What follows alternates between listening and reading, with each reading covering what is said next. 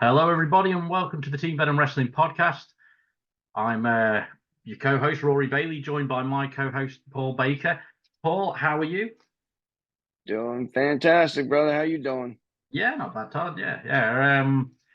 Before we fire into this wonderful episode of our pro wrestling podcast that we're now starting up and hopefully getting out on a regular basis, I'd like to take a very brief moment to introduce ourselves to anyone that's a wrestling fan and wonders, why we can talk about wrestling, why we're talking about wrestling, and how we got into this sort of stuff. I mean, personally, I've been a fan for years. I know you have as well, and we both put our foot in the business a few times.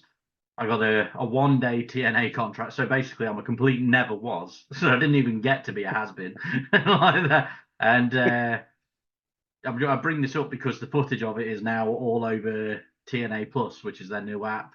One of my friends has got it and went, "Hey, I watched a video of you dying on your ass in TNA the other day." Like, cheers, mate. Thank you. So, figure I'd just put that up there. There may also be a reason why there's not been a TNA podcast in a while on this channel. I'm just like, no, naughty TNA, no. No more good press. Naughty. Showing my failed thing in full on your damn on-demand app. Seriously, man, it's dreadful. But I did a load of stuff on the British wrestling scene. Did a lot of stuff after that point with TNA because that was 10 years ago.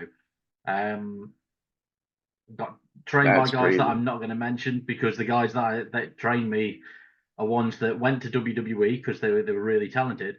But when they had that whole thing of like people being scumbags, some of these guys that trained me were the ones that got fired because of being scumbags. So I'm not gonna mention them by name because I'm not gonna lend them any power.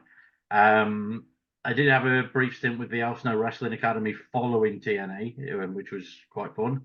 But credential-wise, I know that yours are way better than mine because obviously, with you being from Philly and dipping your toe in the business and stuff, you used to do some of the old ballroom shows for ECW. So yeah. Yeah, back in 1996, 97. I'm dating myself now here. Me and my brother, we were actually regulars for ECW.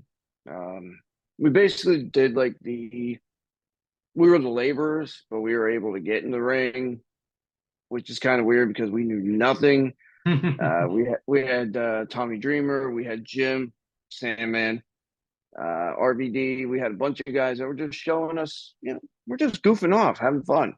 Yeah. And meanwhile, they were actually teaching us. We didn't realize it until in 2000. I actually went to wrestling school, got trained, and I'm like, wait, I already know how to do this. I know how to do that.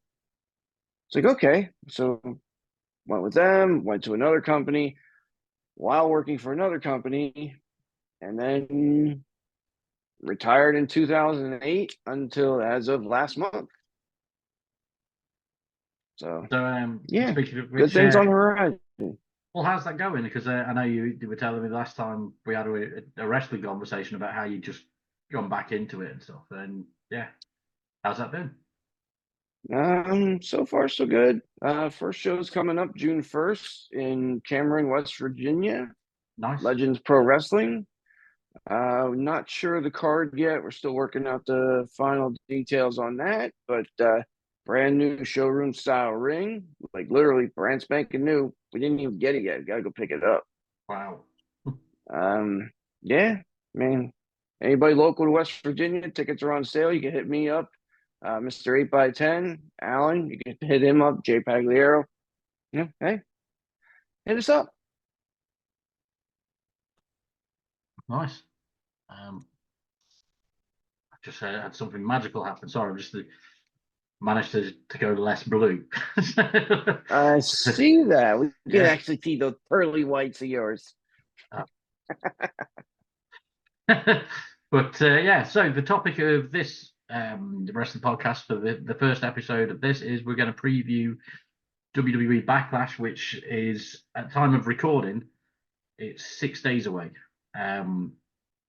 It's going to be taking place on Saturday this week. I've got the card in front of me. It doesn't say the date, and my brain can't remember it.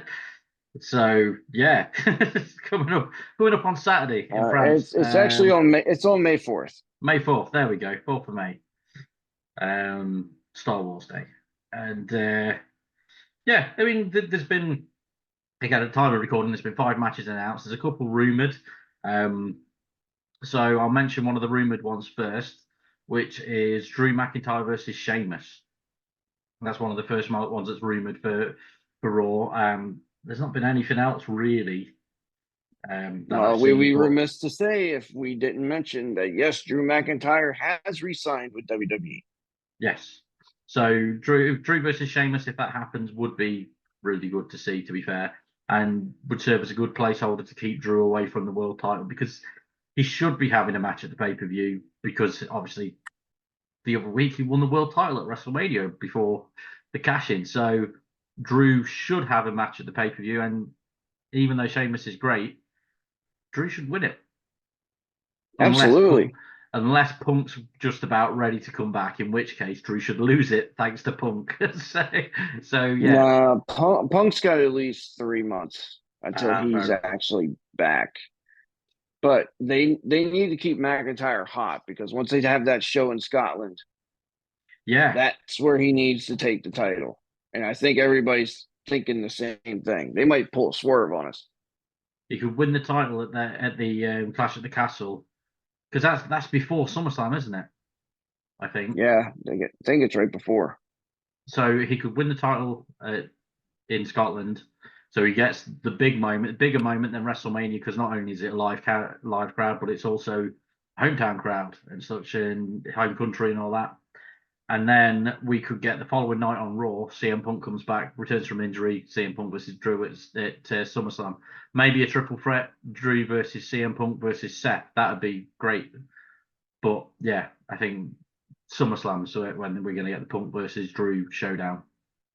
Well, with them doing King and Queen of the Ring again, they never mentioned Money in the Bank, which is normally in May. Yeah.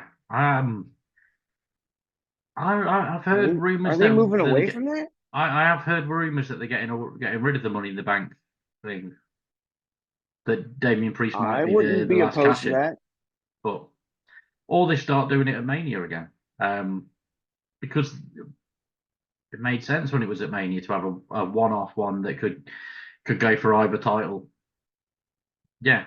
Yeah, they don't need to make a whole pay-per-view about it. Same thing with Hell in a Cell. Hell in a Cell needs to be a finale to like a storyline. Which thankfully Triple H has that same sort of view, which is why we've not had TLC or Hell in a Cell pay-per-views for the last couple of years.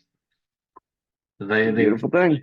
Yeah, and the Hell in a Cell meant a lot more seeing Finn Balor versus Edge at Mania last year, for example, because of the fact that there wasn't a Hell in a Cell pay-per-view that year. And the next time we see a Hell in a Cell match, it's going to have been over a year since we last saw one.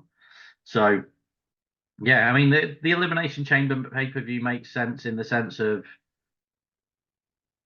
doing it as the road to WrestleMania, because that's not a feud ending, because it's a multi-man thing. So I get the need for the Elimination Chamber, because Royal Rumble gets you gets the pick for which championship. The Elimination Chamber gets the runner-up spot and goes for the other one. Fair enough. More than happy with that. So other matches, we've got the Kabuki Warriors versus Bianca Belair and Jade Cargill for the Women's Tag Team Championship.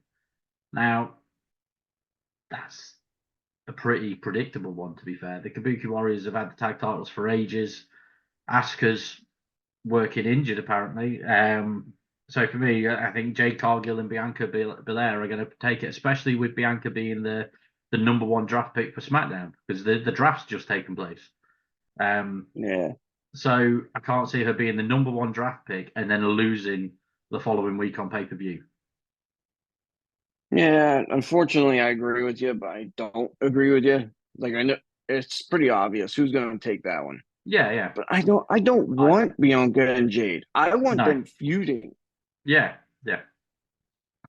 Oh, yeah, I I don't want them agree. But teaming up. Jade Cargill sucks as a babyface. I'm sorry. yeah, but I guess it's the thing of I know she had the run in AEW, and I knew who she was in AEW. I saw some of her matches. I can't remember any of her matches because I can't really remember any matches from AEW. I watched a lot of AEW. I don't want to. I've tried to watch a lot of AEW. Sorry, is the best way Same. of saying it. I've had. I mean, at one point they had like a bunch of my favorite wrestlers there. They had CM Punk, Bryan Danielson, and Chris Jericho, and FTR, who I thought were great when they were the Revival.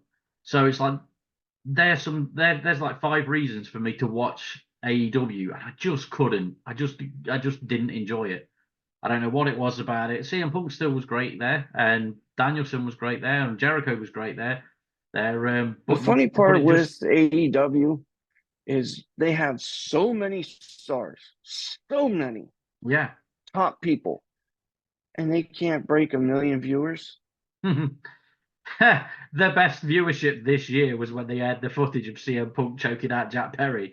Oh, That's don't gotta even get me started on that joke. Oh, did that backfire big time? the fact is like Tony Khan came out praising it, said, "Oh yeah, we've gone back to where we should be. We've done this with the viewership." And it's like, yeah, because you put footage of CM Punk Oh, on there, you drag the Tony viewers Khan's a back. freaking hypocrite.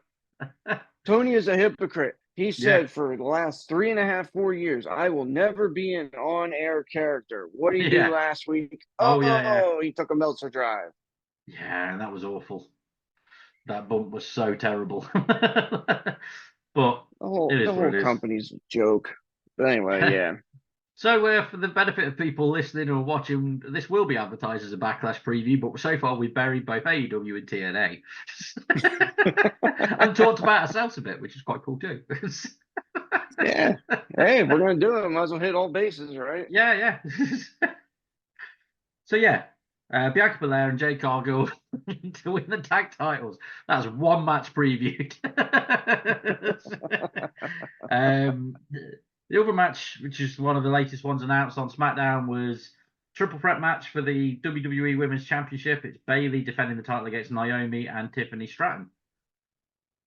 I think Bayley's got to keep it really because she's Yeah. just won the Rumble, gone to Mania. I can't see them taking the title off her straight away. Um, and yeah, and especially with They might throw a curveball in there and have Tiffany take it. they might do. Yeah, to be fair, she could pin Naomi or something like that.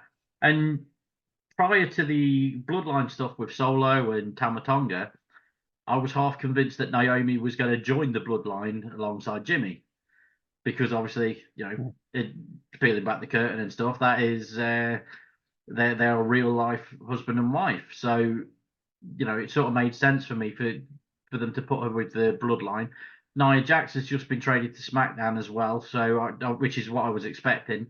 But I expected to see the pair of them join the bloodline with the women's tag titles because the women's tag titles, and I don't mean this disrespectfully to the Kabuki Warriors and stuff, because Asuka and Kairi Sane are two of my favorite wrestlers in the WWE at the moment. But the women's tag team championship just doesn't feel prestigious in the slightest. I don't know what it Get is. rid of the fucking things. Yeah, it just seems like it's just kind of there. It's not like There's no consistent tag teams. You're just throwing two no. singles together.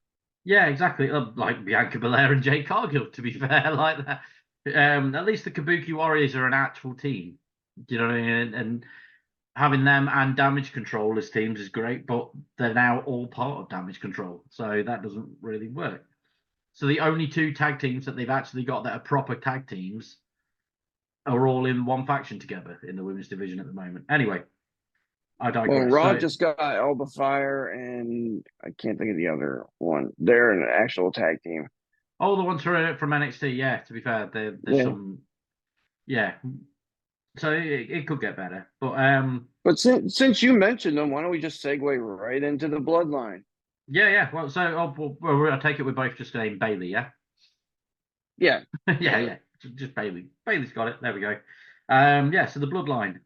Solo Sikoa and Tama Tonga are going to face Randy Orton and Kevin Owens, which is going to be brilliant. I can't see that not being good. I think It's going to be fantastic. But can you answer me one question? Yeah. What the fuck is MFT? Do you know what? I'm really glad you mentioned that because I commented on Jim Cornette's podcast and they highlighted that response where I put that. so I put on there. I'm 99% sure that it stands for massive fucking threat. And Jim Cornette genuinely responded to it and like thumbs up response of yes. Just Nice. Jim Cornette agreed with us. I never thought of that. Yeah, massive fucking threat. That's good. What that makes sense. Especially with like, you know, how the Rock's been talking and stuff. They could absolutely use that term. Orton and Owens shouldn't lose because that means they've lost every pay-per-view this year. It's going to be a DQ. Yeah, that could be when Jacob Fatu comes in. Yeah, because he was backstage at WrestleMania. He's apparently been signed as of WrestleMania week. People were expecting him just after Mania. He hasn't. So I would imagine Orton and Owens becomes, you know, like you say, DQ because Jacob Fatu runs out. Maybe Jimmy runs out to get some revenge on Solo or something, and Jacob Fatu cuts him off, and then it just devolves into chaos, and the ref throws the match out. Well, you know what that sets up, don't you? What's that? Maybe for SummerSlam or whatnot. So you'll have Solo, you'll have Jacob, and you'll have Tama. Yeah. You reunite the Usos. You bring Roman back for SummerSlam. You got Civil War Bloodline. Yeah. The actual Civil War that we should have got. That would be awesome, to be fair.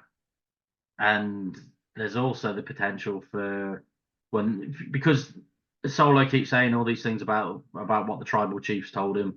Paul Heyman's telling him that it's not what the tribal chief wants. I think that The Rock has probably, you know, I think the in-universe explanation is going to be that The Rock's going to have told Solo after Mania, Roman lost, I'm your tribal chief now, and Solo's just agreed. I think that's how it'll be, because they also said that when Solo joined the Bloodline, Roman hadn't recruited him and the Usos hadn't recruited him. Remember, they had him come out at Clash at the Castle, cost Drew the title, and they said that he was sent from the tribal elders, which would be the final boss, which makes sense. So Solo would be working directly for The Rock. They could absolutely go down that route, and it would make perfect sense to do that. So I agree with you. The DQ finish makes sense. We'll go with that. So that's 3 for 3 that we've agreed on. So, yeah, how wonderfully diversive this podcast's been so far. So I mean, come on, we're only like sideline bookers here, but that's true.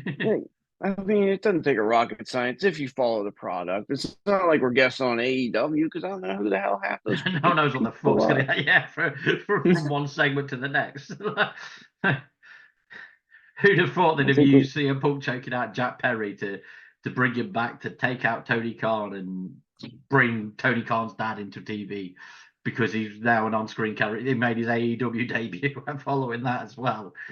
Do you know what I mean? So what do we got? We got 2 more matches left, and they're right? both world titles. So yeah, there should be both matches. I'm quite looking. I'm looking forward to every match on the card. To be fair, the women's tag team championship match I think would be good. I've not seen enough of Jade Cargill's work to be big on a wrestling style, but the Kabuki Warriors are awesome.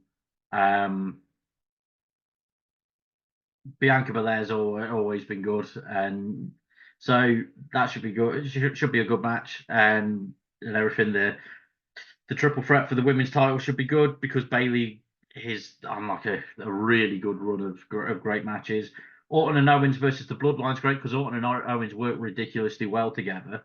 So yeah, all the undercard just looks great, and if they do Sheamus versus Drew, that'll be good. But now the main event wise, I don't know how they're going to do this, but Priest versus Uso, I think they're going to give it to Uso. You think? I think they could. I think they could do it, and I think Jimmy could help I him. don't think they should do that yet. Not No, yet. but Jey I think they Uso's should have a lost too dusty many. finish. They could do the dusty finish, but that's happened so many times for Jey. Yeah, he's had like what four matches against Roman Reigns that ended with him being screwed out of the title. He had his match with Gunther where Jimmy cost him it. They had the last Roman Reigns match. Jimmy cost him as well, which was SummerSlam last year. If they are doing the Bloodline Civil War, this could be Jimmy could come back and save Jey and help him win the world title. I just thought of something, and Yeah, this could actually work out. So you have Damien on, I believe, this past Monday. It might have been last Monday, saying to JD and Dominic, "You need me. I don't need you." yeah, So they come out. Maybe JD McDonough cost him the world title. Now you got Damien as the babyface yeah, going against the Judgment Day. yeah. That also leaves the opening for Finn Balor to turn baby, but I don't think they should. Or Finn stays super heel for a while, and we get Damien versus Finn as a rivalry. Yeah, Um, exactly. that could be your SummerSlam match. That could, you know what, Finn versus Damien could easily be a Hell in a Cell match. We were talking about that earlier about how it Oh needs for yeah. feud enders. I can't see that being the initial thing, but we could get that at Clash at the Castle because of the Judgment Day running in. It could be a case of them going of Damien calling him out for a Hell in a Cell. That could work. But yeah, no, I Yeah. can totally see Jimmy costing Damien the title. And then Drew already hates Jay, so Drew going after Jay makes sense. Um, yeah, I'm going to go with Jay. I, It seems man, I so don't soon know. after Mania, but Damien did win it 5 minutes after Drew did. So it's not like they're it's not like they're opposed to these short world title reigns. No, they did it before with Jack Swagger. Yeah. I really don't want them to take it off of Damien yet, but you know what? No, I'm going with Damien. Okay. I And think he needs. Maybe he can lose it at King of the Ring. yeah, yeah. To be fair, he Maybe could that do. can be where you lose it. You know what? He could actually have a match with Finn Balor at King of the Ring for the world title. Yeah, that could be good. And then you have Finn, and then you have Finn take the world title to Scotland against Drew. Yeah, an That could be Irishman a and a Scotsman banger in the main match. event. Yes. Exactly. Yeah. So yeah, I'm Mm. gonna go with Damien for now. Okie dokie. Well, then that brings us to the main event, which is Cody Rhodes, the undisputed WWE champion, is what they're now calling him. They dropped the Universal from it on the announcement, which is pretty awesome. Thank Cody Rhodes God. defending against AJ Styles for the title. It's definitely going to be Cody unless he gets injured. Oh yeah, it's definitely gonna be Cody. See, the thing, and I'm glad they dropped the whole Universal thing. The Yeah. problem is, I actually like the red version of the Yeah. Universal title. The blue one just didn't do it for me. Plus, I had to restone all this with Cubic, so it makes it look a lot better. But like, yeah, I'm glad they got rid of the Universal crap. But of course, it's gonna be Cody. Yeah, definitely. You're not gonna have Cody drop it right away. No, the world title, you can see that dropping because it's as much as they want it to be on the same level as the WWE title, it's not. And No, it was good for what was it? 8 years they had Universal. 2016 SummerSlam. yeah, All right, so you had 7.5 years of Universal title. It was time. yeah, That and, was too and much to of be a fair, a mouthful decent for him to announce it. the Universal title legacy is actually pretty awesome. It's what Finn Balor, Kevin Owens, Goldberg, Brock Lesnar, Roman Reigns, Brock Bray Lesnar. Wyatt. No, we got Seth, didn't we? And then Brock again, and then Seth again, then Bray Wyatt, then Bray Oh, you're going turned in it blue. order. Okay. Yeah, then Bray dropped it to Goldberg, who dropped it to Braun, who lost it to Bray, and then Bray lost it 6 days later to Roman, and Roman held it for And 4 the years. triple threat match. Yeah, which was Which, all ridiculously things good. considered, that was a damn good triple threat match. Yeah, yeah. I loved the fact that they I'll had. give them their roses on that. Yeah, yeah, absolutely. And I love the fact that Bray and Braun had a really good match without Roman until he turned up as well. You know, they had the whole busted ring thing, and then Paul Heyman and Roman Reigns came out halfway through the match. And Paul handed Roman the contract to sign to get in there because he just walked off with it on SmackDown. Then came in Yep. fresh faced after the pair of them beat the hell out of each other. That was awesome. It was yeah, really well planned out, to be fair. And that was how they started, how they kicked off Roman's whole legacy that's only just came to an end. So yeah, great I'm times. still not a fan of the WWE title, the gold. Like, No, it's too much gold. yeah, Like, you know what I mean? Like, you got the gold W with the black stones, which I don't understand that, and then a gold strap. yeah. Well, gold backdrop on the strap. I don't like it. So hopefully Cody comes up with his own version of the Winged Eagle, which everybody's waiting for. Yeah, I think that's been talked about for like the last 2 years. So I think that's been talked about that much that it kind of has to happen now. And with the WWE Tag Team Championships changing to a more classic design, it makes sense. Oh, Aesthetically, it those would match titles those look titles. great. I know. It's just a shame that it's those two as the champs. So the Well, it biggest might thing not be by is, Backlash. well, Monday Night Raw, the world titles, they look like freaking microwave pizza.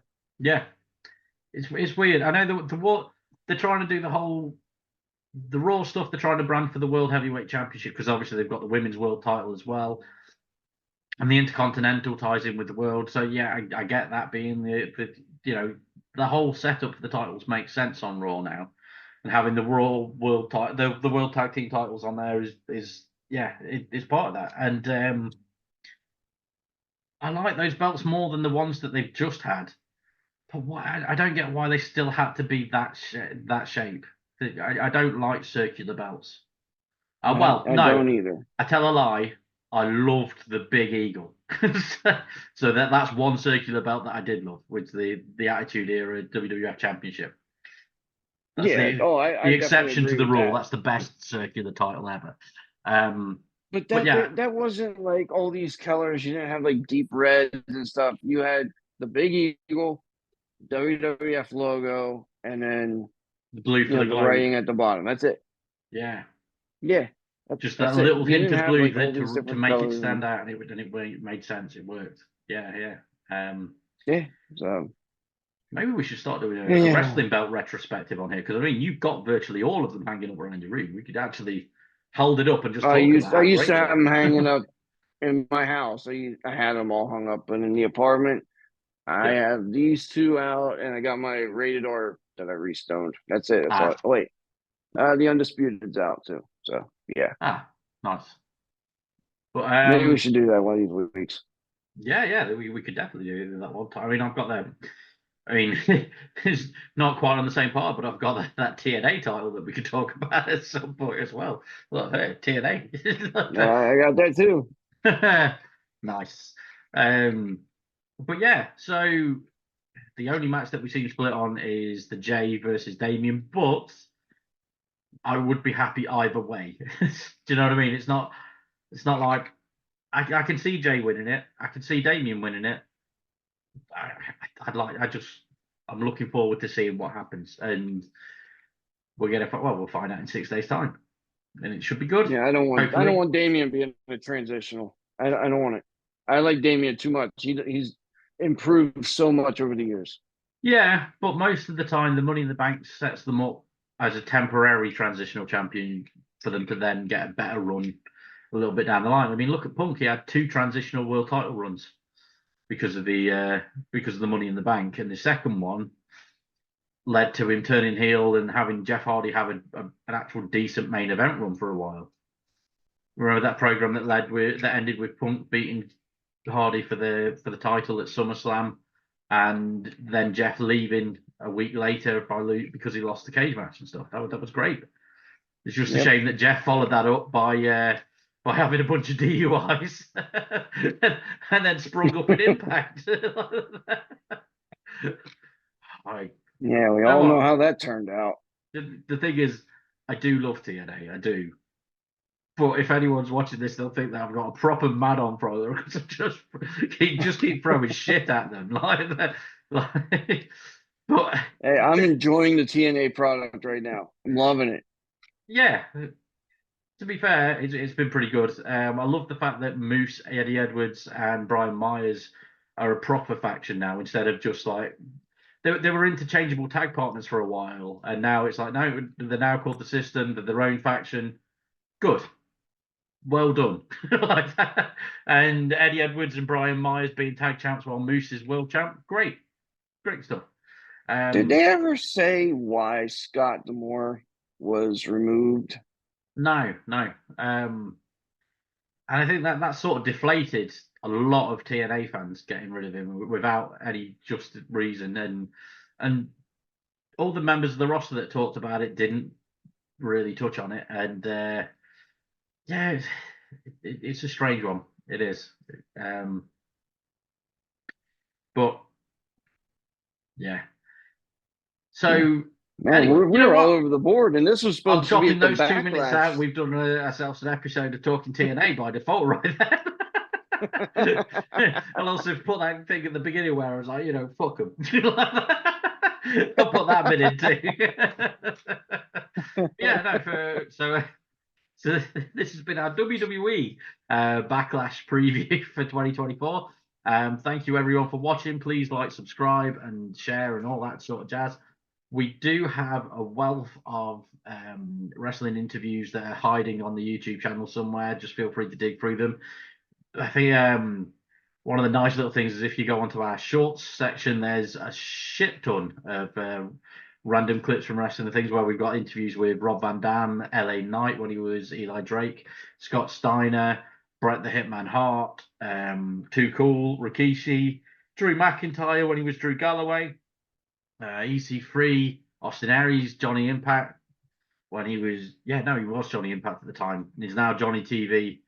And he was also Johnny Mundo and John Morrison and Johnny Nitro and real name John Johnny Hennigan. Elite and all I that. should have just said Yeah. John Hennigan. That would have made no sense, wouldn't it? Really? Yeah. Yeah. Who else on there? X Pac, Mason Ryan. Mason Ryan's clip, which is bizarre. Mason Ryan's interview is the highest watched YouTube short that we've got on the channel. What? We've got him talking Batista about his debut with 2.0. CM Punk and Batista 2.0, Welsh Batista.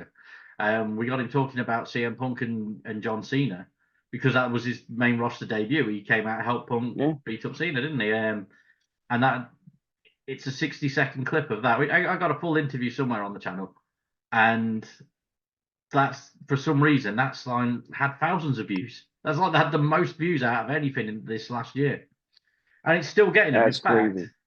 I'm going to have a quick look at the YouTube thing because I put that video on ages ago, maybe 7 or 8 months back. Now, just to show this, if I go on the YouTube and analytics app, which is I've just gone on, and I go for my views in the last 24 days, that's on there. The top content in the last 28 days, right, including 11 views in the last day, is Mason Ryan's interview is on there with 156 views in the last month. Wow. Rather topically, an interview that we did with Cal Dodd is on there. That's from a fair few years ago. Cal Dodd was the voice of Wolverine. It's probably about 5 years ago, I think. That during the middle of lockdown or whatever, I got the voice of Wolverine from X-Men the animated series on for a podcast. He was awesome. And Cal, I've messaged you on multiple platforms and you've not responded. please come back to us, Cal. but yeah, so his video is still doing well on there. And then it's mad that that's some of the top ones, and about the Mason Ryan thing, because you wouldn't think that the biggest video on our channel would be Mason Ryan. It's mad. It's really mad. Who would have thought? In comparison, when I interviewed Josh Alexander the other month, I put a clip of that on YouTube Shorts. That's got 12 views. so, so sorry, Josh. Mason Ryan's like outdrew you by thousands. But if anybody out there listening, if you have any suggestions on who you want us to try to get a hold of, maybe do a quick interview, Yeah. hit us up in the comments section. Oh, also there's interviews with Kurt Angle, Bobby Lashley, Mickey James, Alex Shelley, Gail Kim, Al Snow. I've got the list in front of me, that's why I can fire them off. MVP, Oh, jeez. Eric Bischoff, Jeff Jarrett, Moose, Rikishi, and more on there. So, Rich Swan there. There he is. There's Rich Swan. Eddie Edwards a bunch of times. Yeah, just check out our channel. There's loads of stuff. But and thank you very much, everyone, for watching and listening, and however you're viewing this or hearing it or whatever. And we will catch you the next time we do one of these, which will probably be next week, reviewing the pay-per-view that we just previewed. Well, PLE that we just previewed. So thank you, Paul. And it happens, I believe, 1 p.m. Eastern Standard Time because it's in France. Yes. Don't hold me to that. I think it is 1 p.m. Yeah. So basically, the time that we're recording this, in fact, we could be recording this while watching Backlash, but it's like, it's that long of a pay-per-view, it probably won't work. But Probably not. Yeah, it works out. The time in France is 1 hour ahead of the UK, which is great. So I think it starts 8 p.m. in France in French time, which is 7 p.m. in the UK. So a nice early pay-per-view for me to watch. So by 10 o'clock, be done. In fact, do you know what? If you're up for it, Paul, I will happily record a review afterwards. Absolutely. I'm game. Awesome. But yeah, thank you very much. And thank you, everyone, for watching. Like, subscribe, all that stuff. And check out the channel. And we'll see you all next time.